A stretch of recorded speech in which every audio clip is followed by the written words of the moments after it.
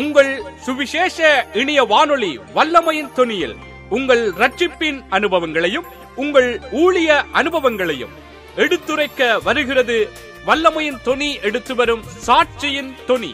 தொடர்புகளுக்கு தொலைபேசி வாயிலாக தொடர்பு கொள்ள விரும்பினால் நோர்வே தேசத்தில் இருந்து அழைப்புகளை ஏற்படுத்துகிறவர்கள் 67410665 என்ற இலக்கத்தோடும், நோர்வே தவிர்ந்த ஏனைய தேசங்களிலிருந்து அழைப்புகளை ஏற்படுத்துகிறவர்கள் 004767410665 என்ற இலக்கத்தோடும் தொடர்பு கொள்வீர்களாயிருந்தால் எங்களோடு தொடர்பு கொள்ள முடியும். இதை தவிர ஸ்கைப் முகவரி மூலமாக தொடர்பு கொள்ள விரும்பினால் எங்களுடைய ஸ்கைப் ஐடி வல்லமையின் தொனி. எங்களுடைய ஸ்கைப் ஐடி வல்லமையின் தொனி. மின்னஞ்சல் முகவரிகள் வல்லமையின் தொனி @gmail.com. அன்புக்குரிய சகோதர சகோதரிகளே, இந்த சாட்சியின் தொனி நிகழ்ச்சியிலே இணைந்து தேவ நாமம் ஒன்றே மகிமைப்படத்தக்கதாக உங்களுடைய ரட்சிப்பின் அனுபவங்களையும் உங்களுடைய ஊழிய அனுபவங்களையும் மற்றவர்களுக்கும் தெரிவித்து மற்றவர்களையும் உற்சாகப்படுத்துங்கள். இணையுங்கள் வல்லமையின் தொனி இணைய வானொலி எடுத்து வரும் சாட்சியின் தொனி நிகழ்ச்சியோடு.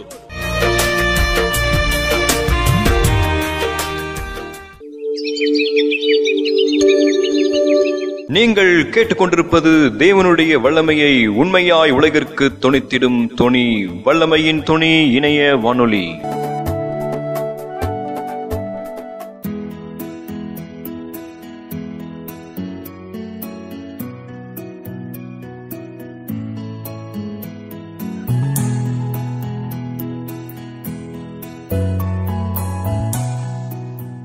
நேயர்களே, நீங்கள் இணைந்திருப்பது உங்கள் சுவிசேஷ இணைய வானொலி வல்லமை தோணி www.vallamaythoni.com எடுத்து வரும் வெளிச்சம் என்ற நிகழ்ச்சிக்குள்ளாக உங்கள் அனைவரையும் அன்போடு வரவேற்கிறோம்.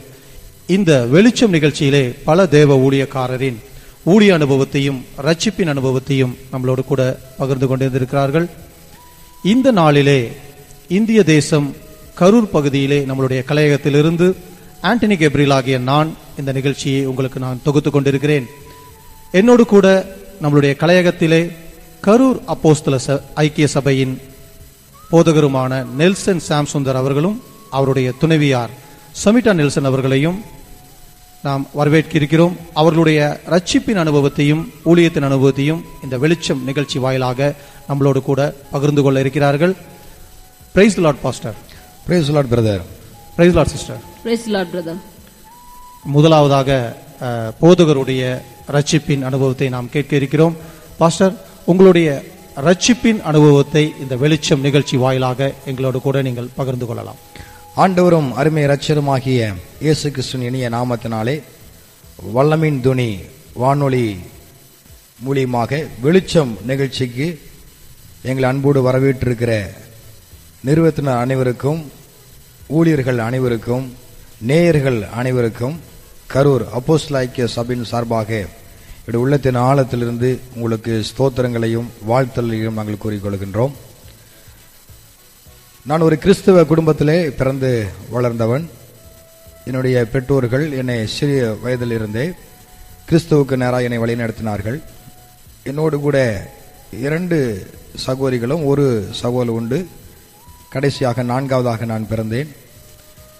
என்னுடைய சிறு வயதிலிருந்தே ஆலயத்துக்கு செல்வதும் ஆண்டுடைய காரியங்களிலே ஈடுபடுவதும் என்னுடைய அனுபவமாக இருந்தது. ஆனால் என்னுடைய 12வது படிக்கிற வரைக்கும் ஒரு சிறிய அளவில் தான் என்னுடைய ஆவிக்குரிய ஒரு வாழ்க்கை இருந்தது. ஒரு முழுமையான ஒரு ரட்சிப்பின் அனுபவம் என்னுடைய வாழ்க்கையில் இல்லாமல் இருந்தேன். சரியாக கற்றுக்கொள்ளக்கூடிய ஒரு சூழ்நிலையும் சரியாக ஆண்டவரை புரிந்து கொள்ளக்கூடிய ஒரு காலகட்டம் அந்த நாட்கள் இல்லாமல் இருந்தது. ஆனாலும் இந்த கர்த்தருடைய கிருபையினாலே என்னுடைய பெற்றோர்கள் என்னை தாயின் கருவில் இருக்கும் பொழுதே என்னை ஊழியத்திற்காக பிரதிஷ்டை செய்தார்கள். அந்த வார்த்தை என்னுடைய சிறு வயதிலிருந்தே என்னுடைய பெற்றோர்களும் என்னுடைய அருமை தாயார் சொல்லிக்கொண்டே இருப்பார்கள். நான் 12வது படிக்கும்போது ஒரு வாலிப கூட்டத்திலே நான் பங்கு பெற்றேன். அந்த வாலிப கூட்டத்திலே கர்த்தருடைய வார்த்தையை 3 நாட்கள் அங்கே கற்றுக்கொள்ளக்கூடிய ஒரு வாய்ப்பை ஆண்டவர் எனக்கு கொடுத்தார். கடைசி நாளன்று உங்களுடைய வாழ்க்கை ஆண்டவருக்கு ஒப்புக்கொடுங்கள் என்று சொல்லி அழைப்பு கொடுத்த பொழுது என்னுடைய வாழ்க்கையை நான் ஆண்டவருக்கு முழுதாக நான் ஒப்பு கொடுத்தேன். என்னுடைய வாழ்க்கையில் ஒரு பெரிய மறக்க முடியாத ஒரு நிகழ்ச்சி என்னன்னு கேட்டால், பாவத்தில் இருந்து ஒரு ரட்சிப்பின் அனுபவத்தை அன்றைக்கு பெற்றுக்கொண்டு உள்ளத்திலே ஒரு பெரிய ஒரு சந்தோஷத்தையும் சமாதானத்தையும் யாருமே கொடுக்க முடியாத ஒரு நிம்மதியும் அந்த நாளில் நான் பெற்றுக்கொண்டேன். சிறு வயதிலிருந்து நான் ஆலயத்துக்கு சென்று கொண்டிருந்தாலும் அப்பொழுது இல்லாத ஒரு பெரிய ஒரு சந்தோஷம் சமாதானம் என்னோட வாழ்க்கையிலே ஒரு மனம் திரும்புதல் மூலியமாக எனக்கு கிடைத்தது. ஆகவே என்னுடைய வாழ்க்கையில் ஒரு பெரிய பாக்கியமான ஒரு நாளாக நான் கருதுகின்றேன். நாட்கள் கடந்தது. என்னுடைய உலக பிரகாரமான வேலைகளை நான் செய்து கொண்டிருந்த பொழுது பல்வேறு விதமான சூழ்நிலைகளிலே என்னுடைய வாழ்க்கை மீண்டுமாக ஒரு பாவமான ஒரு சூழ்நிலைக்கு போகக்கூடிய ஒரு நிலைமை இருந்தது. ஆனாலும் தேவன் என்னுடைய வாழ்க்கையில் வைத்திருந்த எல்லா நோக்கத்தையும் திட்டத்தையும் நிறைவேற்றுவதற்கு எனக்கு ஆண்டவர் ஒரு பெரிய ஒரு கிருபை செய்தார். ஆகவே அந்த வாலிப நாட்களில் ஆண்டவரை அதிகமாக பற்றி கொள்ள ஆரம்பித்தேன். நான் இந்த உலக பிரகாரமான வேலைகள் நான் எது செய்தாலும் ஒரு நிம்மதி இல்லாத ஒரு சூழ்நிலை இருந்தேன்.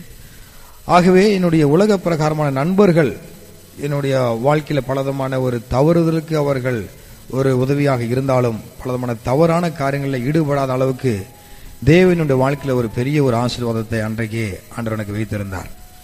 என்னுடைய அனுபவத்திலே ரட்சிப்பு எனக்கூடிய அந்த வார்த்தைக்கு நல்ல ஒரு அர்த்தத்தை நான் கண்டுகொண்டேன். உலகமே கொடுக்க முடியாத ஒரு மாபெரும் ஒரு ரட்சிப்பை தேவன் இலவசமாக எனக்கு அவர் கொடுத்திருக்கின்றார்.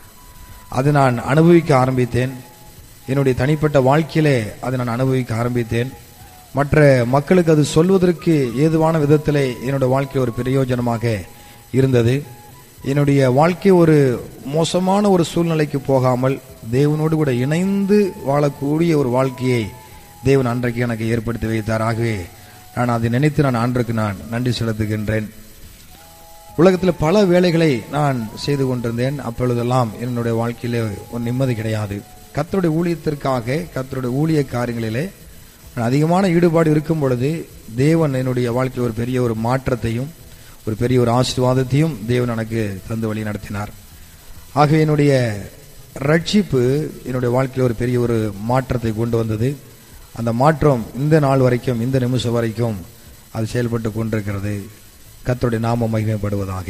ஆமென். அருமையாக உங்களுடைய அனுபவத்தை எங்களோடு கூட பகிர்ந்து கொண்டீங்கள் பாஸ்டர். ஒவ்வொருவருக்கும் தேவனால் தெரிந்து கொள்ளப்பட்ட ஒவ்வொருவருக்கும் இந்த ரட்சிப்பின் அனுபவம் என்பது ஒரு வாழ்க்கையை ஒரு திருப்பி மாற்றக்கூடிய ஒரு நிலை. அதாவது உலக வாழ்க்கையிலிருந்து தேவனுடைய ராஜ்யத்துக்குள்ளே நாம் பிரவேசிக்கக்கூடிய ஒரு நிலை. நீங்கள் சொன்னதைப் போல அநேக போராட்டங்களை நாம் அப்போதான் சந்திப்போம். கடந்த நாட்களிலே இந்த உலக பிரகாரமாக வாழ்ந்து கொண்டிருக்கும் பொழுது நமக்கு இருக்கிற போராட்டங்கள் அநேக நேரத்தில் நமக்கு தெரியாமல் கூட போய்விடும். ஆனால் தேவனுடைய ரட்சிப்புக்குள்ளே கடந்து வந்து தேவனுடைய ராஜ்யத்துக்குள்ளே பிரவேசிக்கும் பொழுதுதான் இந்த போராட்டங்கள் எல்லாம் நமக்கு அதிகமாகும். இந்த அதிகமாகும் போது அதையெல்லாம் பிசாசானவன் பின் நாட்களில் நடந்த நம்மளுடைய பாவ காரியங்களிலும் மற்ற காரியங்களிலும் நம் நினைவுக்கு கொண்டு வந்து நம்மை ஒரு பரிசுத்த வாழ்க்கைக்குள்ளே பிரவேசிக்க முடியாமல் அவன் அந்த நம்ம எண்ணங்களையும் சிந்தைகளையும் கெடுத்து கொண்டு இருப்பான். அதையெல்லாம் மீறி தேவனுடைய அந்த பலத்தோடும் அந்த காரியத்தோடும் போராடி அதில் ஜெயித்து அந்த முழு ரட்சிப்பை பெற்றுக்கொண்டு அவருடைய அன்பை ருசித்து கொண்டு பயணிப்பது என்பது ஒரு பெரிய அனுபவம். இந்த அனுபவத்தை நீங்கள் பகிர்ந்து கொள்ளும் பொழுது அநேகருக்கு இது ஒரு பயனுள்ளதாகவும் இருக்கும் என்று நான் நினைக்கிறேன். எஸ், நம்முடைய இந்த ரட்சிப்பினுடைய அனுபவம் தான் நம்முடைய வாழ்க்கையிலே ஒரு மாற்றத்தை கொண்டு வருகிறது என்பதை ஒவ்வொரு நாளும் அனுபவிக்கின்றோம். அது ஆமென்.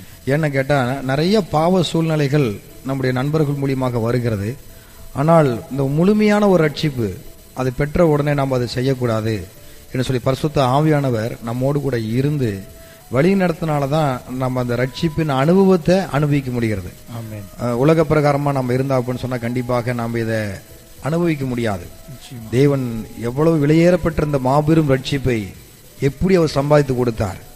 தேவன் தம்முடைய சொந்த குமாரனான இயேசு இந்த உலகத்துக்கு அனுப்பி என்னுடைய பாவத்திற்காக என்னுடைய மீறுதலுக்காக என்னுடைய அக்கிரமத்திற்காக அவர் அடிக்கப்பட்டு நொறுக்கப்பட்டு அவர் சாபமாகி சிலுவைக்கு சென்று ரத்தம் சிந்தி அவ்வளவு அகோர வேதனைப்பட்டு எனக்கு அந்த மாபெரும் ரட்சிப்பை அவர் இலவசமாக எனக்கு அவர் தந்திருக்கிறார் அப்படின்னு நான் பார்க்கும்போது தான் என்னுடைய கண்கள் திறக்கப்பட்டதுனால தான் இன்றைக்கு அந்த ரட்சிப்பின் அனுபவத்தை நான் அனுபவிப்பதற்கும் அது மற்றவர்களுக்கு சொல்லுவதற்கும் ஒரு ஏதுவாக ஆண்டவர் என்னை இந்த இடத்துல ஒரு ஊழியனாக ஆண்டவர் வைத்திருக்கின்றார். அதை குறித்து நான் ஆண்டவருக்கு நன்றி செலுத்துகின்றேன்.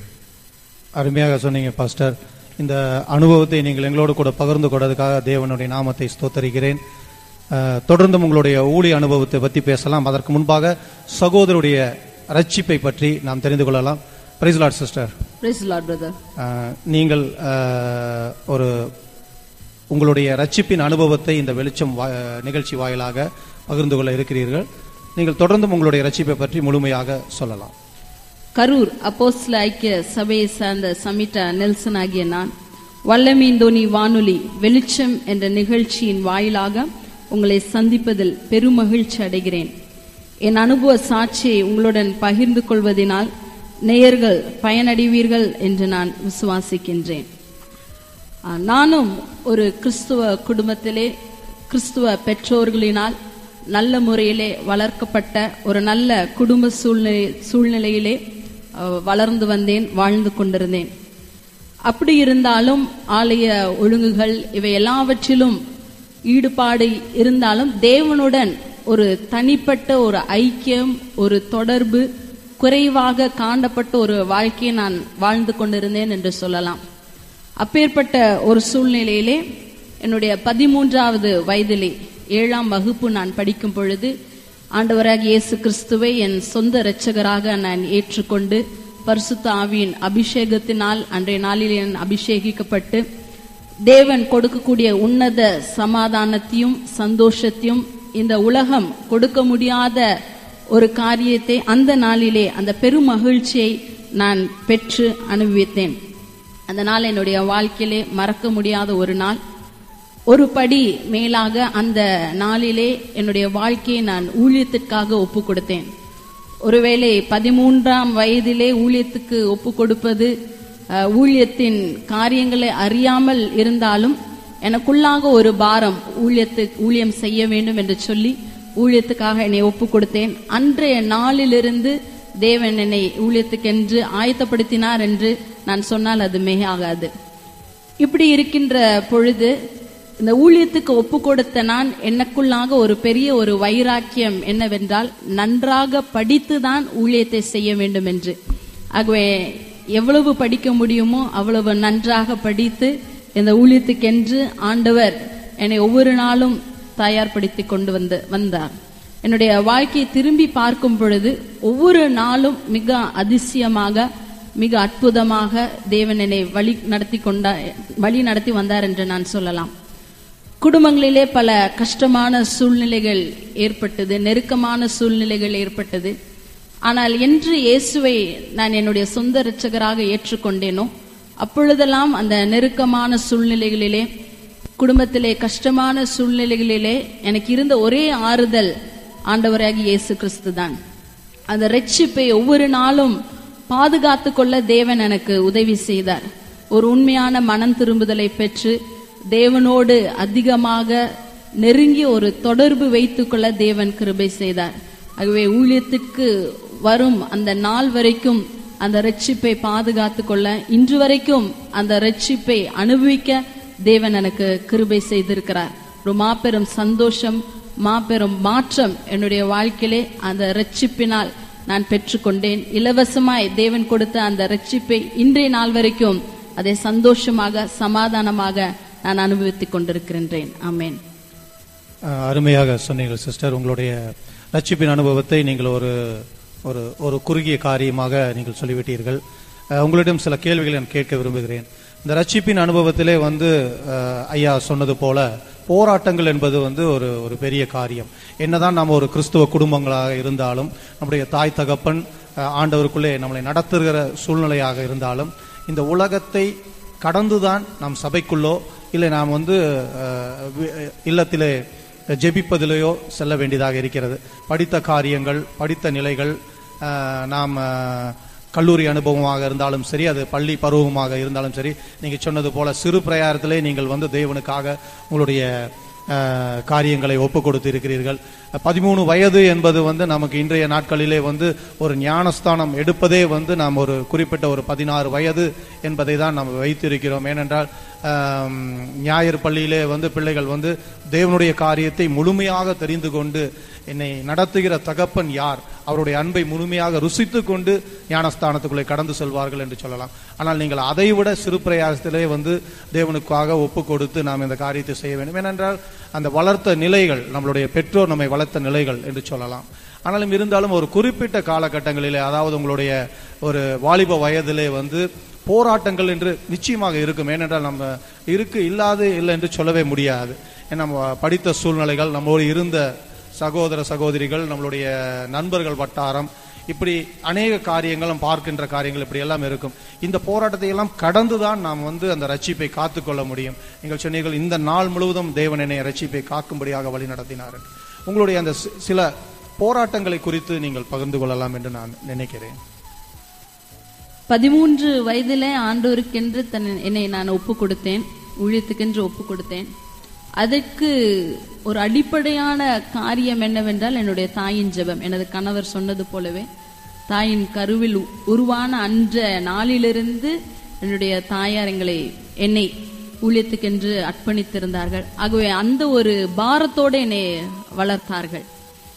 இப்படி இருக்கும் பொழுது என்னுடைய வாழ்க்கையில பல சூழ்நிலைகளை நான் கடந்து வந்திருக்கிறேன்.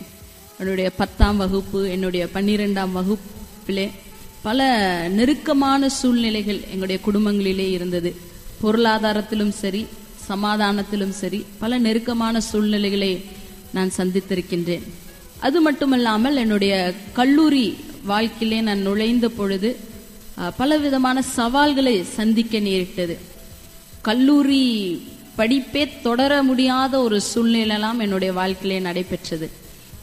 ஒரு நல்ல ஒரு பொருளாதார நிலையிலே மிகவும் மேன்மையான ஒரு குடும்பத்திலே இருந்த நான் என்னுடைய கல்லூரி படிப்பின் போது மிகவும் பொருளாதார நிலையிலே மிகவும் தாழ்த்தப்பட்ட ஒரு நிலைக்கு வந்தோம். என்னுடைய கல்லூரி படிப்பை தொடர முடியாத ஒரு சூழ்நிலை. ஆனால் அப்பொழுதெல்லாம் ஆண்டவராகிய இயேசு கிறிஸ்துவை நோக்கி பார்த்து என்னுடைய ஒவ்வொரு வாழ்க்கையின் ஒவ்வொரு கட்டங்களையும் கடந்து வர தேவன் எனக்கு கிருபை செய்தார். கல்லூரி வாழ்க்கையிலே நண்பர்கள் மத்தியிலே என்னுடைய வகுப்பிலே ஒரு சாட்சியாக நிற்கும்படியாக ஆண்டவர் எனக்கு உதவி செய்தார். அந்த கல்லூரியிலே நான் படித்த போது என்னுடைய தோழிகளை ஆண்டவருக்கென்று ஆதாயப்படுத்தக்கூடிய ஒரு பெரிய ஸ்லாக்கியத்தை கூட தேவன் எனக்கு கிருபை செய்தார்.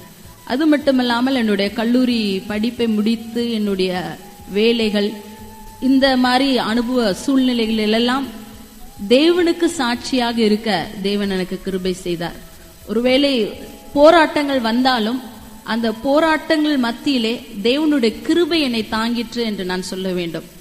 என்னுடைய சொந்த பேலன்ஸ், சுய பேலன் என்று சொல்வதை காட்டிலும் தேவனுடைய கிருபை ஒவ்வொரு நாளும் என்னை தாங்கி வழி நடத்தினதை நான் அற்புதமாக அதை அனுபவித்தேன். போராட்டங்கள் வந்தது, சொல்லனா துயரங்கள் வந்தது, இழப்புகள் வந்தது, பொருளாதார நிலைமைகள் எல்லாம் கெட்டு போகக்கூடிய சூழ்நிலைக்கெல்லாம் எங்களுடைய குடும்பங்கள் தள்ளப்பட்டது. அந்த சமயத்திலும் ஆண்டவரை நோக்கி பார்க்க, அவரிடத்திலிருந்து ஆறுதலை பெறுவதற்கு தேவன் எனக்கு கிருபை செய்தார். சிஸ்டர், அதாவது இன்னொரு காரியம் உங்களிடம் கேட்க நான் ஆசைப்படுகிறேன். கல்லூரி நாட்களிலே வந்து பாத்தீங்கன்னா அநேக வாலிப பிள்ளைகள் சாட்சியை பகிர்ந்து கொள்ளும் பொழுது, அதாவது ஊழியம் என்றால் என்ன, ஊழிய அனுபவம் என்றால் என்ன. இப்ப நீங்கள் வந்து ஒரு போதகரோட மனைவியா இருக்கிறீர்கள், உங்களுக்கு ஊழிய அனுபவங்கள் இருக்கிறது. ஆனால் அந்த திருமணத்துக்கு முன்பான அந்த நாட்களிலே, கல்லூரியிலே படித்துக் கொண்டிருக்கிற நாட்களிலே அநேக பிள்ளைகள் சொல்வார்கள், பிரதர் நான் வந்து ஒரு பிரேயர் செல்ல ஆரம்பிச்சேன், இத்தனை பேர் ஆண்டவருக்குள்ள நடத்தினேன், என்னுடைய ஜெபத்தையும் என்னுடைய நடத்தைகளையும் பார்த்து அநேகர் வந்து கிறிஸ்துவை பற்றி என்னிடம் கேட்டார்கள். இப்படி சில அனுபவங்கள் இருக்கும். உங்களுக்கு அப்படி ஏதாவது அனுபவம் கல்லூரியிலே இருந்ததா என்றதை நீங்கள் பகிர்ந்து கொள்ளலாம். கண்டிப்பாக இருந்தது. நான் பிஎஸ்சி படிக்கும் பொழுது என்னுடைய நெருங்கிய தோழி ஒருவருக்கு ஆண்டரை பற்றி நான் அறிமுகப்படுத்தினேன். அவர்களை ஆண்டவருக்குள்ளாக நேராக நான் வழி நடத்தினேன். இன்றைய நாளிலே அவர்களோடு நான் தொலைபேசியிலே நான் தொடர்பு கொண்ட போது நான் கேட்ட ஒரு சாட்சி, இன்று அவர்கள் ஆண்டவருக்கென்று அவர்கள் வைராக்கியமாய் வாழ்ந்து கொண்டிருக்கிறார்கள் என்று நான் அதை அறிந்து கொண்டேன். ஏறக்குறைய 20 ஆண்டுகள் கடந்து விட்டது. ஆனாலும் அன்றைய நாளிலே விதைத்த அந்த ஒரு சில விதைகளை தேவன் என்று வளர செய்திருக்கின்றார். அது மட்டுமல்லாமல் என்னுடைய பிஎட் நான் படிக்கும் பொழுதும் பிரேயர் செல் நடத்துவதும் பல பிள்ளைகளை ஆண்டவருக்கென்று வழி நடத்த அவளுக்காக ஜெபிக்கக்கூடிய பெரிய அனுபவத்தை ஆண்டவர் எனக்கு கொடுத்திருக்கின்றார். நன்றி சிஸ்டர். அருமையாக தேவனுடைய காரியத்தை நீங்கள் பகிர்ந்து கொண்டீர்கள். அநேகருக்கு இது ஒரு பிரயோஜனம் உள்ளதாக இருக்கும் உங்களுடைய ரட்சிப்பின் அனுபவம். மீண்டுமாக நாம் ஐயா இடத்துல செல்கிறோம். ஐயா, உங்களுடைய இந்த ரட்சிப்பின் அனுபவத்திலே நான் சகோதரி இடத்துல கேட்டது போலதான் உங்களிடத்திலும் கேட்கிறேன். ரட்சிப்பின் நாட்களிலே நீங்கள் ஊழிய காரியங்களுக்கு வந்துவிட்டீர்களா, இல்ல ரட்சிப்பின் நாட்களிலே வரவில்லை? என்று ரட்சிப்பின் நாட்களில் நான் ஊழியத்துக்கு நான் வரல. அப்ப அந்த அனுபவத்தை சொல்லுங்கள். நீங்கள் அந்த ரட்சிப்பு, தேவனுடைய அந்த ரட்சிப்புக்குள்ளே கடந்து செல்லும் பொழுது நீங்கள் எதையாவது உங்களுடைய நண்பர்கள் வட்டாரத்திலே அவர்களை தேவனுடைய காரியத்துக்குள்ளே வழி நடத்தினீர்களா? என்னுடைய 10வது வகுப்பு வரைக்கும் நான் இயேசு கிறிஸ்துவை மற்றவர்களுக்கு நான் சொல்லாமலே நான் இருந்தேன். நான் அது ஆனால் 11வது 12வது படிக்கும்போது எனக்கு ஆண்டவர் குறித்ததான ஒரு நல்ல ஒரு வெளிப்பாடு, உண்மையாகவே ஆண்டவர் இயேசு கிறிஸ்து ஒருவர் தான் ரட்சகர், மீட்பர் என்பதை நான் அறிந்து கொண்டது பின்பதாக என்னுடைய சக நண்பர்களுக்கு எல்லாருக்கும் நான் சொல்ல நான் ஆரம்பித்தேன். இயேசுவே ஆண்டவர், இயேசுவே ரட்சகர். அவங்க விளையாட கூப்பிடுவாங்க, நான் விளையாட்டுக்கு வரமாட்டேன் அப்படின்னு சொல்லுவேன். ஏன் அப்படின்னு கேட்பாங்க. இன்னைக்கு எங்கள் சர்ச்சில் இன்னைக்கு ஒரு மீட்டிங் இருக்குது, நான் போகணும். அப்புறம் அவங்க கேட்பாங்க, என்ன அடிக்கடி நீ போயிட்டே இருக்கிற, நாங்கள் கூப்பிட்டா வர மாட்டேங்கிறேன், விளையாட மாட்டேங்கிறேன் அப்படின்னு சொல்லுவாங்க. அதனால அவங்க வாழ்க்கையில் பார்த்தீங்க அப்படின்னு சொன்னால் அந்த நாட்களிலே ஆலயத்தின் மீது அந்த ரட்சிப்பினுடைய அந்த சந்தோஷத்தை பெற்றுக்கொண்டதுனால என்னுடைய நண்பர்களுக்கு அதை நான் அதை அறிமுகப்படுத்தினேன். ஒரு சில பேர் அதெல்லாம் கேட்டாங்க. கேட்டதுனாலே அவங்கெல்லாம் இயேசுவை அறிந்து கொண்டார்கள், புரிந்து கொண்டார்கள். அந்த வாலிப நாட்களில் எனக்கு அது ஒரு அனுபவமாக இருந்தது. ஆனால் முழுமையாக அவர்கள் ரட்சிப்புக்குள்ளாக வழிநடத்துறதுக்கு அன்றைக்கு எனக்கு ஒரு அனுபவம் இல்லை. ஆனால் ஆலயத்துக்கு போகின்றேன், இயேசு கிறிஸ்து ஆண்டவர் என்று சொல்லி அன்றைய நாளில் நான் அறிமுகப்படுத்த ஒரு வாய்ப்பு ஆண்டவர் ஏற்படுத்தி கொடுத்தார். உங்களுடைய வாழ்க்கை முறையை பார்த்து உங்க நண்பர்களும் தேவனை அறிந்து கொள்ள ஒரு வாய்ப்பு. சினிமா கூப்பிடுவாங்க, நான் வரமாட்டேன் அப்படிமே. வேற எங்கேயாச்சும் போகலாம், ஹோட்டலுக்கு போகலாம், அங்கே போகலாம், ஜாலியாக இருக்கலாம் அப்படிம்பாங்க. இதெல்லாம் ஆண்டவருக்கு பிடிக்காது, நான் அதெல்லாம் செய்யக்கூடாது, அதெல்லாம் பாவம் அப்படின்னு நான் அவன் நண்பர்கள் மத்திய நான் சொல்லுவேன். அவங்க அப்போ கொஞ்சம் யோசித்து பார்ப்பாங்க, அப்புறம் என்ன அவங்க டிஸ்டர்ப் பண்ண மாட்டாங்க அவங்க. நன்றி பாஸ்டர், அருமையாக உங்களுடைய அனுபவத்தையும் சொன்னீர்கள். ஏனென்றால் இந்த நாட்களிலே வாலிப பிள்ளைகள் பவுல் சொன்னதை போல பவுலுக்கு தமஸ்குவிலே தேவனுடைய அந்த ரட்சிப்பு கிடைத்த மாத்திரத்திலே அவர் ஊழியத்துக்குள்ளே கடந்து சென்றார் என்று வேதம் சொல்கிறது. அதே போல இன்றைய நாட்களில் இருக்கிற வாலிப பிள்ளைகள் தேவனுடைய ரட்சிப்பு கிடைத்த உடனே நமக்கு என்ன ஊழியம் செய்யலாம், என்ன செய்யலாம், நமக்கென்ற ஊழிய ஆண்டவர் பேசுவார் இப்படின்னு காத்து கொண்டு இருக்கிறார்கள். ஆனால் ஆண்டவருடைய அன்பை எடுத்து மற்றவர்களுக்கு சொல்வதே ஒரு பெரிய ஊழிய காரியம்தான். அதை அறியாமல் அநேக வாலிப பிள்ளைகள் இருக்கிறார்கள். ஆனால் உங்களை 2 பேர்த்துடைய அனுபவம் அருமையான அனுபவம். தொடர்ந்தும் நாம் பேசுவோம். நேயர்களே, இது www.vallamaythoni.com எடுத்து வரும் வெளிச்சம் என்ற நிகழ்ச்சியோடு இணைந்திருக்கிறீர்கள். தொடர்ந்தும் இணைந்து கொள்ளுங்கள். நாம் ஊழியக்காரருடைய ஊழிய அனுபவத்தை பற்றி பேச இருக்கிறோம். இது www.vallamaythoni.com.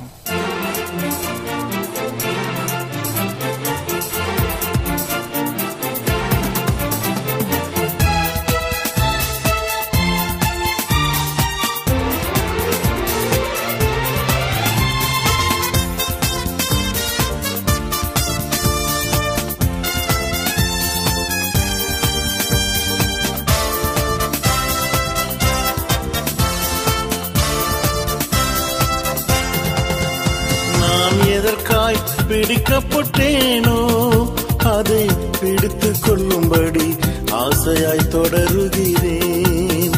நான் ஆசையாய் தொடருகிறேன். நான் எதற்காய் பிடிக்கப்பட்டேனோ அதை பிடித்து கொள்ளும்படி ஆசையாய் தொடருகிறேன். நான் ஆசையாய் தொடருகிறேன். பாடுகள் வந்தாலும் கஷ்டங்கள் வந்தாலும் தொடர்ந்து ஓடுகிறேன். நான் தொடர்ந்து ஓடுகிறேன். நான் தொடர்ந்து ஓடுகிறேன்.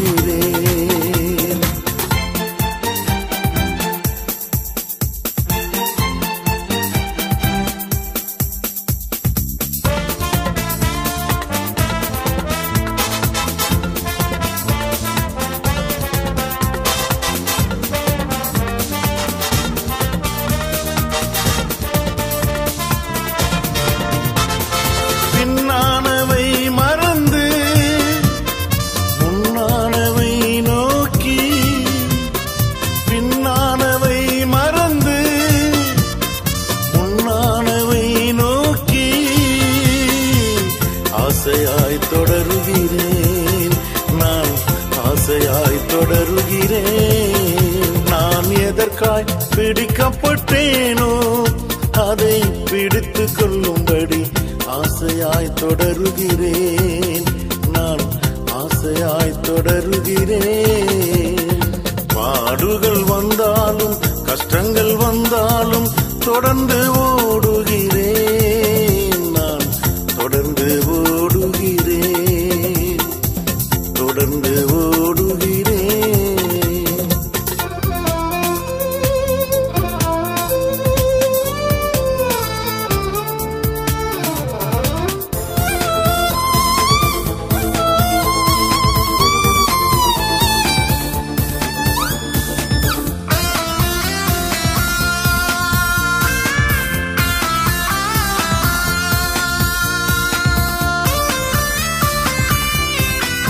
நேயர்களே, நீங்கள் இணைந்திருப்பது உங்கள் சுவிசேஷ இணைய வானொலி வல்லமை தோணி www.wallamai.com எடுத்து வரும் வெளிச்சம் என்ற நிகழ்ச்சியிலே மீண்டுமாக உங்களை சந்திப்பதிலே நாங்கள் மகிழ்ச்சி அடைகிறோம்.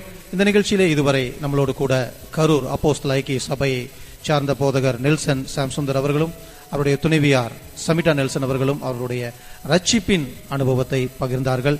தொடர்ந்தும் ஊழியத்தின் அனுபவத்தை பற்றி நாம் கேட்க இருக்கிறோம். முதலாவதாக ஐயாவிடத்திலே அந்த காரியங்களை கேட்க இருக்கிறோம். பிரைஸ் லார்ட் ஐயா. Praise Lord brother.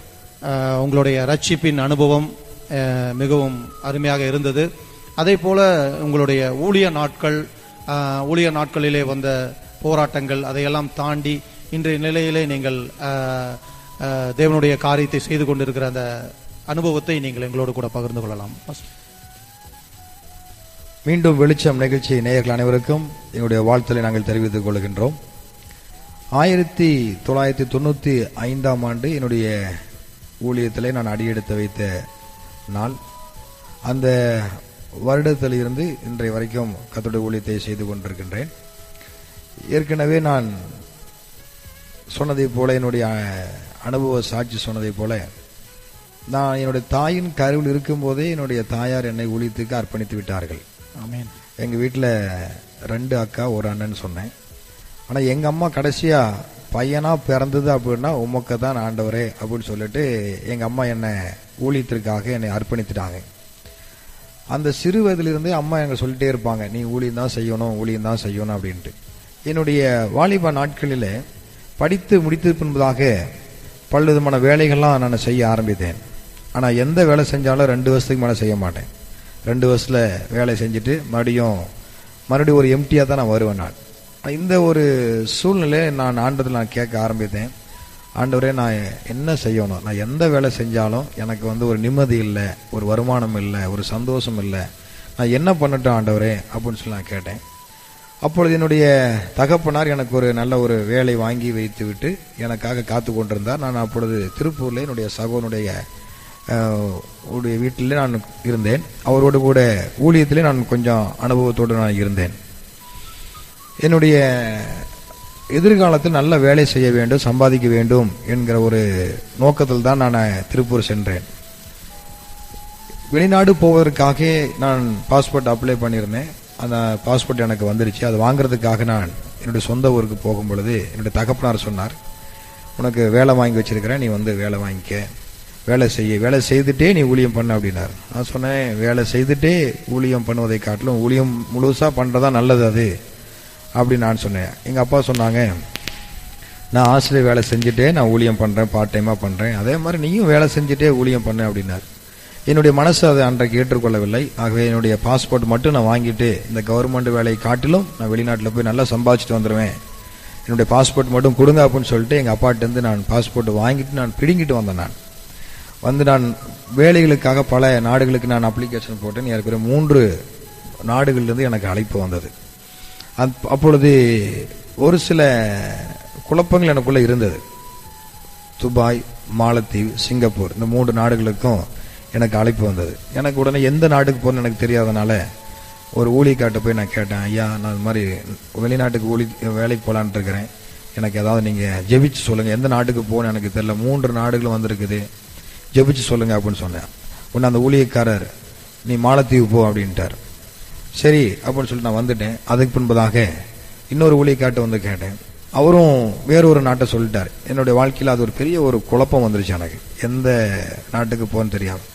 அந்த ராத்திரிலேயே நான் வந்து உட்காந்து ஆண்டரை கேட்டேன், ஆண்டவரே எனக்கு ஒரு சமாதானம் இல்லை, நான் என்ன செய்ய வேண்டும் அப்படின்னு கேட்டேன். ஆண்டவர் தெளிவாக பேசினார், நீ ஊழியத்துக்கு போ அப்படின்னு ஆண்டவர் சொன்னார். நான் ஆண்டோட சத்தத்தை கேட்டுட்டு, ஆண்டவரே நான் உங்களுடைய ஊழியத்தை செய்கிறேன் அப்படின்னு சொல்லிட்டு நேரம் என்னுடைய துணிமணியெல்லாம் எடுத்துட்டு நேரம் நான் வந்து கரூருக்கு வந்தேன். என்னுடைய தாய் சொன்ன வார்த்தை எனக்கு அப்படின்னு நினைப்பு வந்துட்டே இருந்தது. தாயின் கருவிலேயே நான் உன்னை வந்து ஒப்பு கொடுத்துறேன் அப்படின்னு சொல்லிட்டு நான் முழு மனதோடு கூட நான் எந்த வெளிநாட்டுக்கு நான் வேலைக்கு போக மாட்டேன், நான் ஊழியத்தான் நான் செய்வேன் என்று சொல்லி ஒரே ஒரு தீர்மானத்தை நான் எடுத்துட்டு நேராக கரூர் வந்தேன்.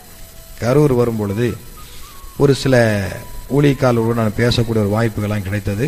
அந்த ஊழியக்காரோடு நான் பேசினேன். அன்று எனக்கு கொடுத்துக்கிற இந்த திருச்சபை ஏற்கனவே திருச்சபை நடந்து கொண்டிருந்தது. பல விதமான பிரச்சனைகளினாலே அது சரியாக நடத்த முடியாமல் போய்விட்டது. ஆகவே அந்த பொறுப்பை தேவன் எனக்கு கொடுத்த அந்த சபையை நடத்தக்கூடிய பொறுப்பை ஆரம்பிக்கும் பொழுது ஒரு 4 விசுவாசிகள் இருந்தார்கள். அந்த 4 விசுவாசிகளுக்கும் கர்த்தருடைய வார்த்தை நான் சொல்ல ஆரம்பித்தேன். அந்த வார்த்தையை சொல்ல ஆரம்பித்திருந்த ஜனங்கள் 4 பேராக இருந்தவர்கள் 40 பேராய் மாறினார்கள். அந்த 40 பேர்களுக்கும் கர்த்தருடைய வார்த்தை நான் சொல்ல ஆரம்பித்தேன். சரி, நாம அனுபவத்தில் இருந்து நாம் ஊழியத்தை பண்ணுவதை காட்டிலும் கர்த்தருடைய வார்த்தையை சரியாய் கற்றுக்கொண்டு ஊழியம் செய்வதுதான் நல்லது என்று சொல்லி 2 ஆண்டுகள் நான் சென்னையில் சென்று வேதாகம கல்லூரியில் பயின்று மீண்டுமாக வந்து ஊழியத்தை செய்ய ஆரம்பித்தேன். 40 பேர்களுக்கும் ஒவ்வொரு வாரமும் வந்து நான் பிரசங்கிக்க ஆரம்பித்தேன். கர்த்தருடைய வார்த்தையை சொல்ல ஆரம்பித்தேன். பல்வேறு கிராமத்திலிருந்து ஜனங்கள் வந்தார்கள். அவர்களுக்கு அற்புதமான சுகமெல்லாம் ஆண்டவர் தேவன் தந்தார். மக்கள் விடுதலையாக்கப்பட்டார்கள், ரட்சிக்கப்பட்டார்கள். சபை ஆசீர்வதிக்கப்பட்டது. சபை பெருக ஆரம்பித்தது. 95வது வருடத்திலிருந்து 2000 வருடம் வரைக்கும் நான் ஊழியத்தை செய்தேன். 2000 எனக்கு திருமணமானது. கர்த்தர் எனக்கு ஒரு நல்ல ஒரு ஏற்ற துணை ஆண்டு எனக்கு கொடுத்தார். 2 பேருமாக சேர்ந்து எங்களுடைய ஊழியங்களை நாங்கள் ஆரம்பித்தோம். மாபெரும் ஒரு வளர்ச்சியை தேவன் அந்த நாட்களிலே எங்களுக்கு தந்தார். ஒரு சிறிய ஒரு இடத்துல ஒரு நல்ல ஒரு சூழ்நிலையே கிடையாது. அப்பேற்பட்ட ஒரு சூழ்நிலை ஜனங்கள்லாம் அந்த வார்த்தைக்காக ஓடி வருவார்கள். 2 வாகனங்களை பிடித்து கொண்டு நேரமாக அவர்கள் புறப்பட்டு ஆலயத்துக்கு தாகத்தோடு வருவார்கள். நானும் என்னுடைய மனைவியும் இதற்காக ஆயத்தப்படுத்தி நாங்கள் இந்த ஊழியத்தை மிக நன்றாக செய்ய வேண்டும் என்று சொல்லி கரிசனையோடு கூட கர்த்தருடைய வார்த்தையை நாங்கள் பிரசங்கிக்க ஆரம்பித்தோம். ஒரு சிறிய இடத்துல தான், எங்களுக்கு அப்பேற்பட்ட வசதியெல்லாம் அந்த நாட்களில் இல்லை.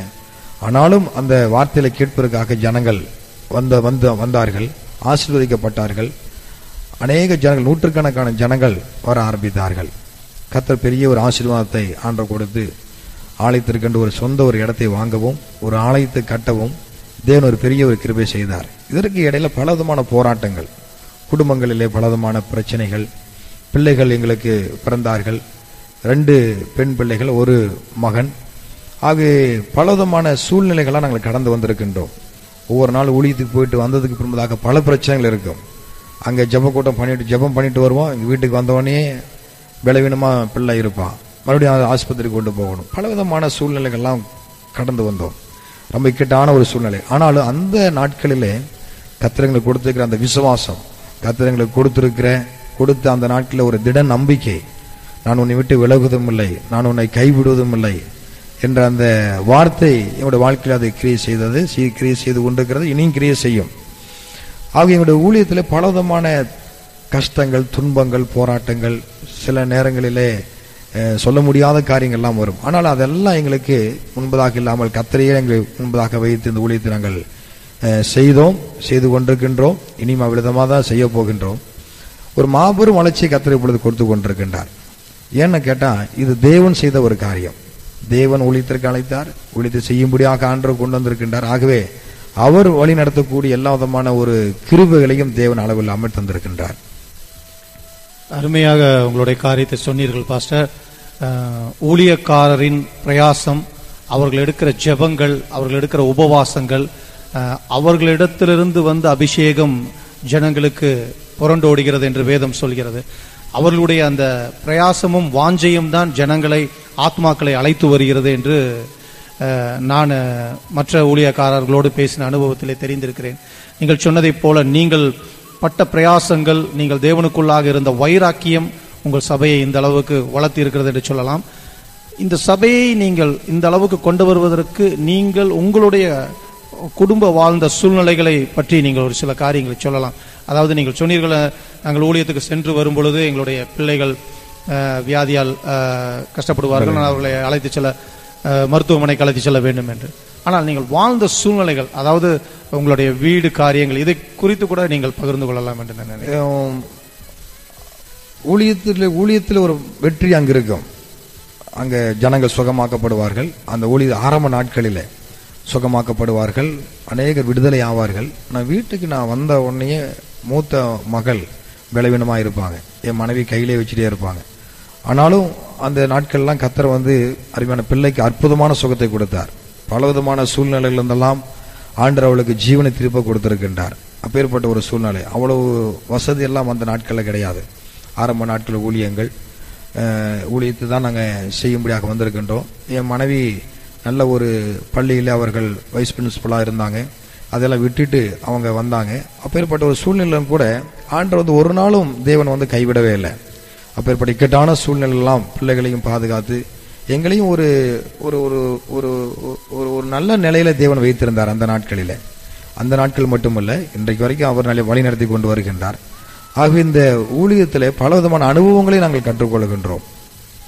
ஆம் பாஸ்டர், தாவீது சொன்னது போல அவருடைய எல்லா நாட்களிலும், பின்னாட்களிலும், முன்னாட்களிலும் தேவனுக்காக ஊழியம் செய்கிறவர்கள் எந்த சூழ்நிலையிலும் எதற்காகவும் யாரிடத்திலும் போய் கையேந்தி நின்றதில்லை என்று தாவீது சொன்னதை போல எந்த சூழ்நிலை வந்தாலும் அதை தேவன் பார்த்து கொள்வார், தேவன் காத்து கொள்வார் என்று சொல்வதை போல உங்களுடைய காரியங்களை தேவன் பாதுகாத்திருக்கிறார். கர்த்தருக்கு ஸ்தோத்திரம். தொடர்ந்தும் நாம் சகோதரியுடைய ஊழிய அனுபவத்தை பற்றி நாம் கேட்கலாம். சொல்லுங்க சிஸ்டர். Praise Lord.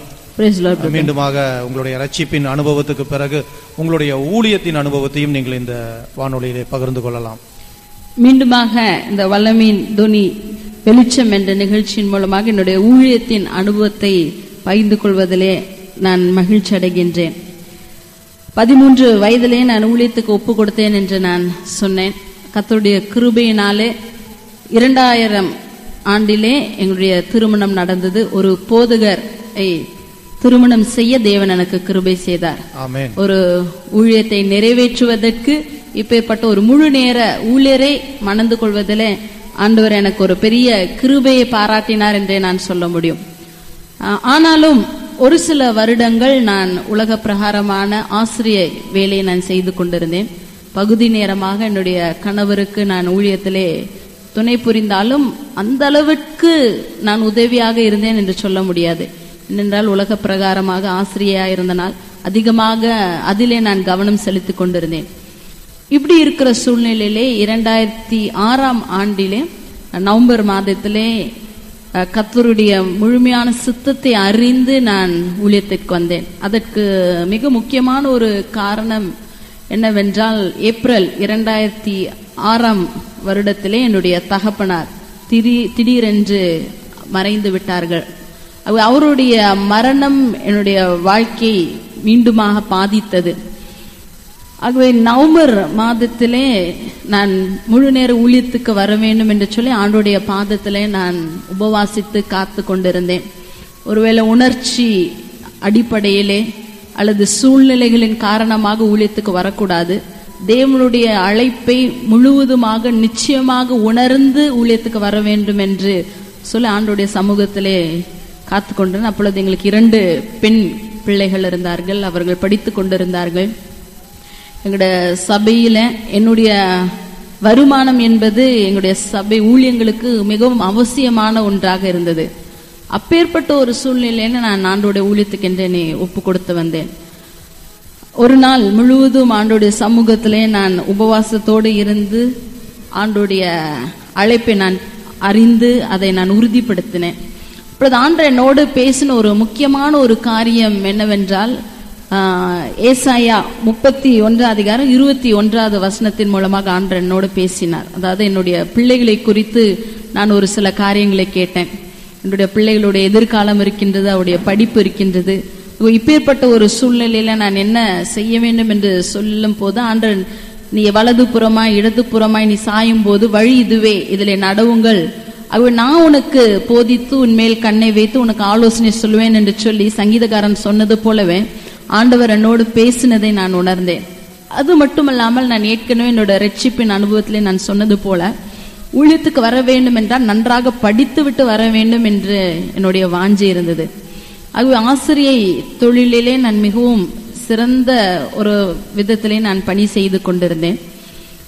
கடைசியாக நான் ஊழியத்துக்கு வருவதற்கு முன்பதாக ஒரு ஸ்கூலிலே வைஸ் பிரின்சிபலாக ஒரு 1000 மாணவர்கள் படிக்கின்ற ஒரு பள்ளியிலே நான் வேலை பார்த்து கொண்டு வந்திருந்தேன். மிக அருமையாக அந்த ஸ்கூலை முன்னேற்றமான ஒரு பாதையிலே நடத்தி கொண்டிருக்கின்ற ஒரு சூழ்நிலையில தான் ஆண்டவர் என்னை ஊழியத்துக்கு அழைத்து வந்தார். அப்பொழுது ஆண்டவர்கிட்ட கேட்டேன், என்னோடு நீர் பேச வேண்டும், உங்களுடைய அழைப்பை நான் அதிகமாக அறிந்து உறுதியாக அதில் என்ன இருக்க வேண்டும், கலப்பையிலே கை வைத்து விட்டு திரும்பி பார்க்க கூடாது என்று சொல்லி அப்பொழுது ஆண்டவர் சொன்னார், என்னோடு பேசின ஒரு காரியம், இந்த கல்வி அறிவை கொடுப்பதற்கு உன்னை விட திறமையான மக்கள் இருக்கிறார்கள், ஆனால் என்னுடைய ராஜ்யத்துக்கு வேலை செய்வதற்கு உன்னை போன்ற மக்கள் எனக்கு வேணும், நீ வருவாய் என்று கேட்ட உடனே வருவேன் என்று சொல்லி ஆண்டவரிடத்துல என்னை ஒப்பு கொடுத்து என்னுடைய கணவரோடு அதை குறித்து நான் பேசினேன். பேசி இருவருமாக சேர்ந்து சரி ஊழியத்தை நாம் செய்வோம் என்று சொல்லி அப்பொழுது நாங்கள் ஊழியத்துக்கு வந்தோம். நான் ஊழியத்துக்கு முழு நேரமாக வரும் பொழுது எங்களுடைய ஆலயம் அப்பொழுதுதான் அஸ்திபாரம் போடப்பட்டிருந்த ஒரு சூழ்நிலை. ஆகவே என்னுடைய வருமானம் அதற்கு மிகவும் அவசியமாக இருந்த ஒரு சூழ்நிலை. ஆனாலும் முழு விசுவாசத்தோடு ஊழியத்துக்கு நாங்கள் இருவரும் சேர்ந்து இணைந்து செய்ய ஆரம்பித்த நாள் முதல் இவ்வளவு நாளும் கட்டிடம் எழும்பாத நிலையில இருந்த போது எப்பொழுது இருவரும் சேர்ந்து ஊழியத்தை செய்ய ஆரம்பித்தோமோ இந்த ஆலயமானது மிக விரைவாக எழும்ப ஆரம்பித்தது எங்களுடைய கண்களாக நாங்க பார்க்க தேவன் கிருபை செய்தார். மிக ஆச்சரியமாக மிக அற்புதமாக தேவன் எங்களுடைய பண தேவைகள் எல்லாம் சந்தித்து மிக அழகான அருமையான ஆலயத்தை கட்டுவதற்கு தேவன் கிருபை செய்தார். அது மட்டுமல்லாமல் என்னுடைய சிறு வயதை நான் திரும்பி பார்க்கும்போது என்னுடைய 9வது நான் படிக்கும் வரைக்கும் ஒரு இன்டர்நேஷனல் ஸ்கூலிலே நான் படித்தேன். நான் அனுபவ சாட்சியில சொன்ன போது எங்களுடைய பொருளாதார நிலை மிகவும் தாழ்த்தப்பட்ட ஒரு நிலை. ஆகவே 9வது வரைக்கும் ஒரு இன்டர்நேஷனல் ஸ்கூலிலே படித்தேன். 10வது ஒரு கவர்மெண்ட் ஸ்கூலிலே படிக்க நேரிட்டது. ஒரு இன்டர்நேஷனல் ஸ்கூல்ல படித்த ஒரு மாணவி அடுத்த ஒரு சில நாட்களுக்குள்ளாக ஒரு கவர்மெண்ட் ஸ்கூலிலே தரையிலே படிக்க வேண்டிய ஒரு சூழ்நிலை. ஆனால் இப்பொழுது அதை நான் திரும்பி பார்க்கும்போது ஆண்டவர் என்னை ஊழியத்துக்காக அப்பொழுது இருந்தே என்னை பயிற்றுவித்தார் என்று நான் சொல்ல முடியும். 18 ஆண்டுகளாக ஒரு இன்டர்நேஷனல் ஸ்கூலிலே ஒரு நன்றாக கல்வியை கற்பதற்கும் ஒரு கவர்மெண்ட் ஸ்கூலிலே எப்படியாக வாழ்க்கையிலே பல மாற்றங்கள் வரும், தாழ்மையான நிலைமைகளிலும் வாழும் நிலைமைகளிலும் அதோடு மனரம்யமாய் இருக்க கற்றுக்கொள்ள தேவன் அப்பேற்பட்ட ஒரு சூழ்நிலையை எனக்கு தேவன் கொடுத்தார் என்று நான் இப்பொழுது அதை அறிந்திருக்கின்றேன். ஆகவே நான் அந்த ஊழியத்துக்கு எப்போ ஒப்பு கொடுத்தேனோ அந்த நாள் முதல் கொண்டு ஆண்டவர் என்னை பயிற்றுவித்துக் கொண்டே இருக்கின்றார். அது மட்டுமல்லாமல் என்னுடைய நான் படித்த கல்வி எனக்கு ஊழியத்துக்கு அதிகமாக எனக்கு பயன்படுகின்றது. ஆசிரியையாக இருந்ததனால் இந்த ஆசிரிய தொழிலை நான் மிகவும் விரும்பி செய்தேன். ஊழியத்துக்கு வரும்போது இந்த ஊழியத்திலே அதை செய்யும்படியாக தேவன் எனக்கு கிருபை செய்தார். ஆண்டவர் கொடுத்திருக்கிற இந்த திருச்சபையின் மக்களை இன்னும் வேத அறிவிலே வளர்த்தக்கூடிய ஒரு கிருபையை தேவன் கொடுத்திருக்கின்றார். எங்களுடைய சபைக்கு வரக்கூடிய எல்லா அநேக மக்களும் ஆண்டவரை புதிதாக ஏற்றுக்கொண்ட மக்கள், ஃபர்ஸ்ட் ஜெனரேஷன் கிறிஸ்டியன்ஸ் என்று சொல்லலாம். ஆகவே அவர்களுக்குள்ளாக ஒரு வேத அறிவை கொடுக்க வேண்டும் என்ற ஒரு பெரிய வைராக்கியம் எனக்குள்ளாக வந்தது. ஆகவே பல திட்டங்கள், பல நிகழ்ச்சிகள், பல வித்தியாசமான நிகழ்ச்சிகள் மூலமாக பிள்ளைகளுக்கு தேவனுடைய வேத அறிவை கொடுப்பதற்காக நான் முற்பட ஆரம்பித்தேன். மட்டுமல்லாமல் ஒவ்வொரு குடும்பங்களுக்கும் சிறு பிள்ளைகளுக்கும் தேவனுடைய அறிவு, வேதத்தின் அறிவை மட்டுமல்ல ஆங்கில அறிவை, அவளுக்கு பாடங்களிலே உதவி செய்வது, இப்படியாக ஒரு முழுமையான ஊழியத்தை செய்வதற்கு தேவன் எங்களை பயிற்றுவித்துக் கொண்டே இருந்தார். இன்னொரு காரியத்தை சொல்ல வேண்டும் என்றால், எங்களுடைய திருமணம் முடிந்த உடனே நானும் என்னுடைய கணவரும் நாங்கள் சேர்ந்து எடுத்த ஒரு பெரிய ஒரு உடன்படிக்கை, ஒரு ஒப்பந்தம் என்னவென்றால் தேவனுடைய ஆலயத்தை முதலில் கட்ட வேண்டும் என்று சொல்லி. ஆகவே அதை தேவன் எங்களுக்கு செய்யும்படியாக கிருபை செய்தார். ஆனால் நாங்கள் இருந்த ஒரு வீடு பார்த்தீங்கன்னா ஒரு கூரை வீடு. ஓலையினால் செய்யப்பட்ட ஒரு கூரை வீடு. கிட்டத்தட்ட 10 வருடங்கள் அதிலே வாழ்ந்தோம். பல சூழ்நிலைகளை சந்தித்தோம். மழை இதெல்லாம் வரும் பொழுது பிள்ளைகள் பயந்து வீட்டிற்குள்ளாக தண்ணி வரக்கூடிய சூழ்நிலை, காற்றடிக்கும் போது கூரை பீத்து கொண்டு போகின்ற சூழ்நிலை. என்னுடைய மூத்த மகள் அந்த கூரை வீட்டில் இருந்ததினால் அவள் பலவித சிகிச்சைகள், அறுவை சிகிச்சைகள் எல்லாம் செய்ய வேண்டிய ஒரு சூழ்நிலை. மரண படுக்கைக்கு என்னுடைய மூத்த மகள் சென்ற சூழ்நிலை. முடிந்தது என்று மருத்துவர்களால் கைவிடப்பட்ட சூழ்நிலை எல்லாம் என்னுடைய பிள்ளையுடைய வாழ்க்கையிலே நடைபெற்றது. ஆனால் அந்த சூழ்நிலையிலும் தேவன் எங்களை மிக அற்புதமாக நடத்தினார். ஒரு நாளும் நாங்கள் அதை குறித்து நாங்கள் வருத்தப்படவே இல்லை. இப்பேற்பட்ட ஒரு வீட்டிலே இருக்கிறோமே, எங்களுக்கு எதுவுமே நடக்கவில்லை என்று சொல்லி அப்பேற்பட்ட ஒரு கவலையோ ஒரு மன கஷ்டமோ எங்களுக்கு ஏற்பட்டதே இல்லை.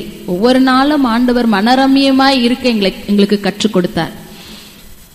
அப்படி இருக்கின்ற ஒரு சூழ்நிலையிலே கடந்த 1 வருடத்துக்குள்ளாக ஆண்டவர் மிக அழகான ஒரு பெரிய வீட்டை எங்களுக்கு கட்டும்படியாக செய்தார்.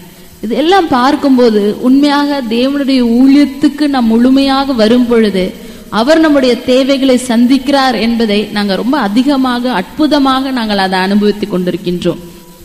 அது மட்டுமல்லாமல் உலக பிரகாரமான வேலைகள் செய்யும் பொழுது இருந்த ஒரு சந்தோஷம், இருந்த ஒரு திருப்தி, சமாதானத்தை காட்டிலும் ஆண்டோட ஊழியத்தை செய்யும் போது ஒரு அதிகமான திருப்தி, சமாதானம், சந்தோஷம் எங்களுக்குள்ளாக இருக்கின்றது.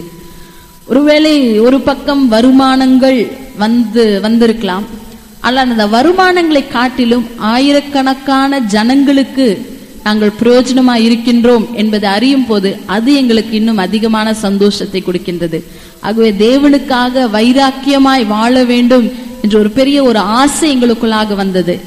இன்னொரு காரியத்தையும் நான் சொல்லலாம். என்னுடைய ஊழிய அனுபவத்திலே எப்பொழுதும் என்னுடைய மக்களிடத்துல நான் சொல்லுவேன், உலக பிரகாரமான வேலைகள் செய்யும் பொழுது அதிகமான பிரயாசங்கள், அதிகமான முயற்சிகள், அதிகமான திட்டங்களை தீட்டுகிறார்கள். ஒரு காரியத்தை நன்றாக செய்ய வேண்டும் என்று சொல்லி அதிகமாக திட்டமிடுகின்றார்கள். ஒரு உலக பிரகாரமான காரியத்துக்கே இவ்வளவு முக்கியத்துவம் கொடுக்கும் பொழுது தேவாதி தேவன், இந்த உலகத்தை சிருஷ்டித்த தேவனுடைய ஊழியத்தை, இந்த ராஜ்யத்தின் வேலையை நம்ம எவ்வளவு நேர்த்தியாக, எவ்வளவு பரிபூர்ணமாக செய்ய வேண்டும் என்ற ஒரு பெரிய வைராக்கியம் எனக்குள்ளாக வந்தது. ஆகவே இந்த ஊழியத்தை இன்னும் அதிகமாக செய்ய வேண்டும், பல புதிய திட்டங்களை வகுக்க வேண்டும் என்று சொல்லி இப்படியாக ஆண்டுடைய சமூகத்திலிருந்து பல காரியங்களை கற்றுக்கொண்டு இன்னும் கற்றுக்கொண்டிருக்கின்றோம். இந்த ஊழியத்தை ஆண்டவர் இவ்விதமாக இந்த நாள் வரைக்கும் நடத்தி வர தேவன் கிருபை செய்திருக்கின்றார். கர்த்தர் நல்லவர். நன்றி சிஸ்டர், உங்களுடைய இந்த அனுபவம் அருமையாக இருந்தது. ஊழிய காரியங்களிலே அநேக பாடுகள் மத்தியிலே தான் ஊழியம். ஏனென்றால் வெளியில இருக்கிற ஜனங்கள் நாம ஜீசஸை ஏற்றுக்கொண்டு சர்ச்சுக்கு போயிட்டா எல்லாம் வந்துடும், நம்மளுடைய நிலைமையெல்லாம் மாறிடும், நமக்கு போயிடும். ஒரு காலத்தில் இருந்தது அப்படி ஒரு ஊழியம், காசு கொடுத்து செய்யப்பட்ட ஊழியங்கள் இருந்தது. அதனால சர்ச்சுக்கு போனாவே நமக்கு ஏதாவது கிடைக்குமா அப்படின்ற ஒரு நிலை, எல்லாம் வந்துருமா அப்படின்ற ஒரு நிலையில தான் இருக்கிறாங்க. ஆனால் உன்னுடைய சிலுவையை சுமந்து கொண்டு என்னை பின்பற்றி வா என்று தான் தேவன் சொன்னார். நம்மளுடைய பாடுகளின் நிமித்தம் வருத்தப்பட்டு பாரம் சுமக்கிறவர்களே என்னிடத்திலே வாருங்கள், நான் உங்களுக்கு இளைப்பாறு தருகிறேன் என்றுதான் அநேக வாக்குத்தத்த வசனங்கள் போடப்பட்டு அதோடு நிறுத்தப்பட்டிருக்கிறது. எனக்கு அதுக்கு அடுத்த வசனம் தேவன் அழகாக சொல்கிறார், இதுல என்னுடைய சுமை இலகுவாகவும் சுகமாகவும் இருக்கிறது என்று தேவன் சொல்கிறார். அதே போல அவருடைய பாடுகளை வைத்து நாம் பார்க்கும் பொழுது நமக்கு வருகிற பாடுகள் எம்மாத்திரம் என்ற எண்ணம் நமக்குள்ளே வர வேண்டும். அதுதான் அவர் ஒரு சின்ன காரியத்தை உங்களுக்கு நான் இந்த இடத்துல சொல்ல நான் ஆசைப்படுகிறேன். அந்த பேஷன் ஆஃப் கிரைஸ்ட்ல ஜீசஸாக நடித்தவர் ஒரு சாட்சியை சொல்லியிருந்தார். அந்த சவுக்கிலே அடிக்கிற அந்த காட்சியிலே அவர் ஒரு ஃபேப்ரிக் போன்ற ஒரு காரியங்களை, ட்ரெஸ்ஸை அணைந்து அதற்கு மேல் தான் தோல் போன்ற ஒரு மேக்கப் அமைந்து அதிலே தான் அடித்தார்கள். அந்த நிகழ்ச்சி அந்த சீன் எடுக்கப்பட்டது. ஆனால் அந்த அடிக்கும் பொழுது பயன்படுத்தின அந்த சங்கிலியெல்லாம் உண்மையான சங்கிலி. அந்த ஃபேப்ரிக்கை கிழித்து ஒரு சின்ன காயம் அவருடைய விழாவில் ஏற்பட்டு விட்டது. அதற்கு அவர் வந்து 2 நாள் மருத்துவமனையில் இருந்தார். அவர் அந்த காயம் தான் அவர் ரட்சிப்புக்குள்ளே நடத்துவதற்கு ஒரு இதாக இருந்தது. அவர் அப்படி சொன்னார், காயம் தான் என்னை ஆண்டவருக்குள்ளே நடந்தது. ஒரு சின்ன கீரல் என்னால் தாங்கிக் கொள்ள முடியவில்லை, 39 சவுக்கடியை எப்படி தேவன் தாங்கி இருப்பார் என்று சொன்னார். அப்படி அவருடைய பாடுகளை பார்க்கும் பொழுது நமக்கு வருகிற பாடுகள் எம்மாத்திரம் என்று தான் சொல்லணும். ஆனால் இருந்தாலும் நீங்கள் இத்தனை பாடுகள் மத்தியிலும் இவ்வளவு ஒரு சிறப்பாக ஊழியத்தை செய்து கொண்டிருக்கிறீர்கள். கணவன் மனைவியாக இருந்து எத்தனையோ போராட்டங்களிலே நான் எத்தனையோ ஊழியக்காரர்கள் பின்மாற்றமாக சென்ற காரியங்களை நான் பார்த்திருக்கிறேன். அவருடைய அனுபவத்தையும் நான் கேட்டிருக்கிறேன். அந்த ஒரு நிலையிலே நீங்கள் இப்படி ஒரு சிறப்பான ஊழியத்தை இந்த கரூர் பகுதியிலே செய்து கொண்டிருக்கிறீர்கள். அநேக கிராமங்களை சந்திக்கிறீர்கள், கிராமத்தில் இருக்கிற ஜனங்களை நீங்கள் ஆண்டவர்களை நடத்தி கொண்டிருக்கிறீர்கள். மிகவும் சந்தோஷமாக இருக்கிறது.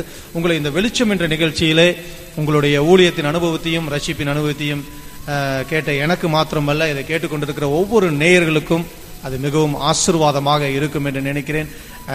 நன்றி பாஸ்டர், நன்றி சிஸ்டர். நீங்கள் கொடுத்த இந்த ஒரு நிகழ்ச்சிக்காக நான் உங்களை மிகவும் நன்றி செலுத்துகிறேன். எல்லா நாமமும் தேவனுடைய நாமமே மகிமைப்படும் என்று நான் சொல்கிறேன். உங்களுடைய அனுபவம் நிச்சயமாக இதை கேட்டுக்கொண்டிருக்கிற ஜனங்களை இன்னும் வாஞ்சையோடு வைராக்கியத்தோடு ஆண்டவருக்காக நாம் எதையாவது செய்ய வேண்டும் என்று ஒரு ஊந்துதலை ஏற்படுத்தும் என்று நான் நினைக்கிறேன். Thank you brother.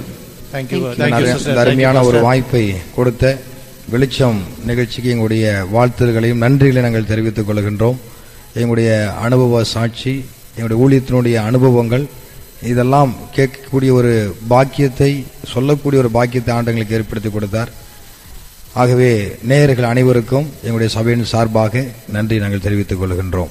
நன்றி பாஸ்டர், நன்றி சிஸ்டர். தேங்க்யூ.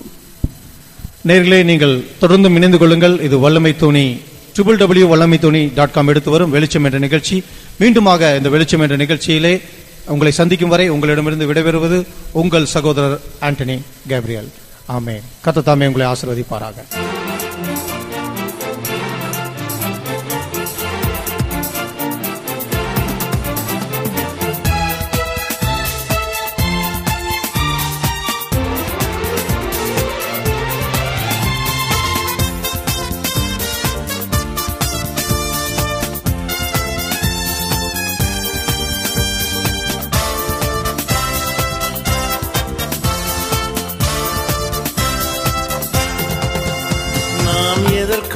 பிடிக்கப்பட்டேனோ அதை பிடித்து கொள்ளும்படி ஆசையாய் தொடருகிறேன். நான் ஆசையாய் தொடருகிறேன். நான் எதற்காய் பிடிக்கப்பட்டேனோ அதை பிடித்து கொள்ளும்படி ஆசையாய் தொடருகிறேன். நான் ஆசையாய் தொடருகிறேன். பாடுகள் வந்தாலும் கஷ்டங்கள் வந்தாலும் தொடர்ந்து ஓடுகிறேன். நான் தொடர்ந்து ஓடுகிறேன். நான் தொடர்ந்து ஓடுகிறேன்.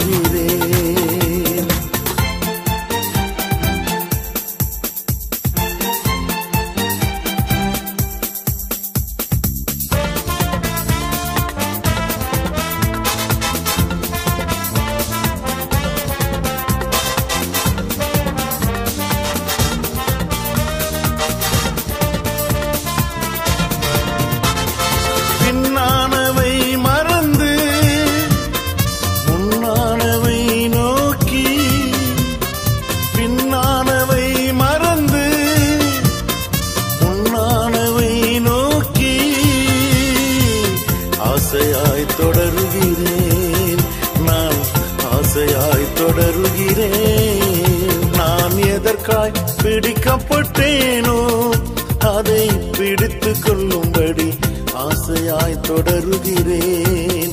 நான் ஆசையாய் தொடருகிறேன். பாடுகள் வந்தாலும் கஷ்டங்கள் வந்தாலும் தொடர்ந்து ஓடுகிறேன். நான் தொடர்ந்து ஓடுகிறேன். தொடர்ந்து ஓடுகிறேன்.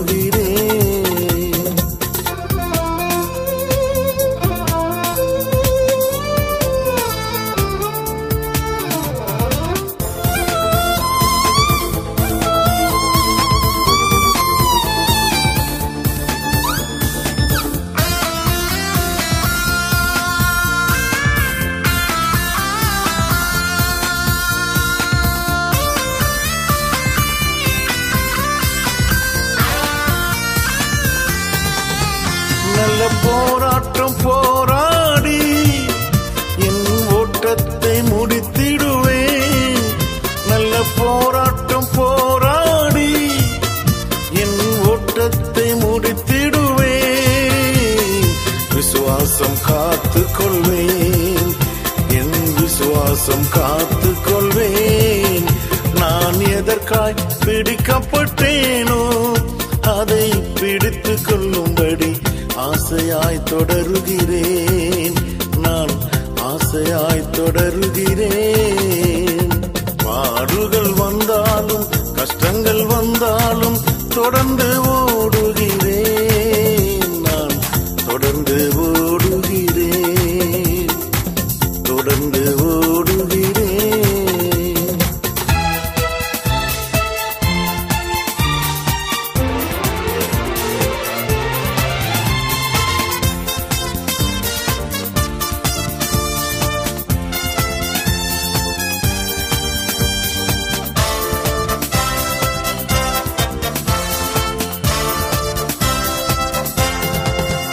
நான் விசுவாசிக்கும் தேவன் இன்னார் என்று அறிவேன்.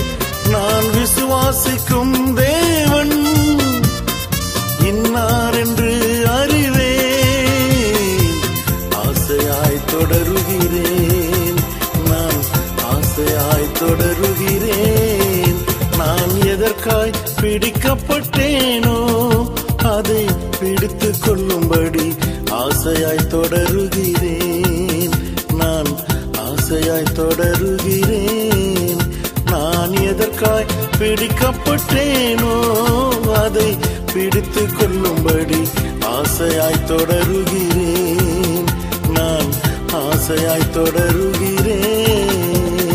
பாடுகள் வந்தாலும் கஷ்டங்கள் வந்தாலும் தொடர்ந்து